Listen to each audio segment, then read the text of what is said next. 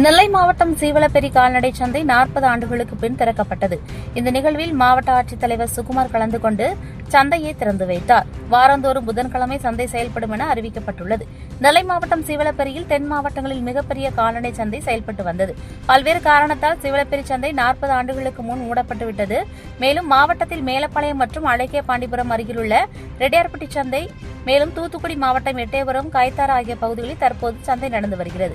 இந்த பகுதியைச் சேர்ந்த விவசாயிகள், பொதுமக்கள் கால்நடைகளை விற்பதற்காகவும் வாங்கவும் இந்த சந்தைகளுக்கே செல்ல வேண்டிய நிலை இருந்து வந்தது.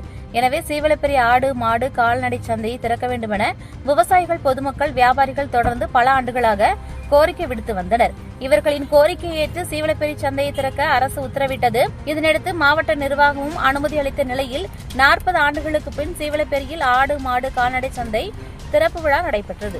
இந்த நிகழ்ச்சியில் மாவட்ட ஆட்சித்தலைவர் சுகுமார் கலந்து கொண்டு சந்தையை ரிப்பன் வெட்டி திறந்து வைத்து குத்துவிளக்கேற்றி சந்தையை தொடங்கி வைத்தார்.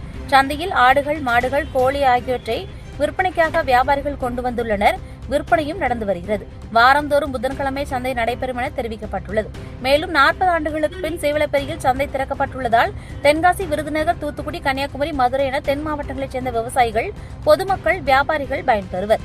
சந்தை திறப்பு நிகழ்வில் நெல்லை கிழக்கு மாவட்ட திமுக பொறுப்பாளர் கிரஹாம்பல், பாளையங்கோட்டை ஊராட்சி ஒன்றிய தலைவர் முரளி, துணைத் தலைவர் குமரேசன், மாவட்ட ஊராட்சி தலைவர் VSR ஜெகதீஷ், திமுக பொதுக்குழு உறுப்பினர் பரமசிவா ஐயப்பன், ஒன்றிய செயலாளர்கள் போர்வெல் கணேசன், சுபாஷ் தங்கப்பாண்டியன் உட்பட பலரும் கலந்து கொண்டனர்.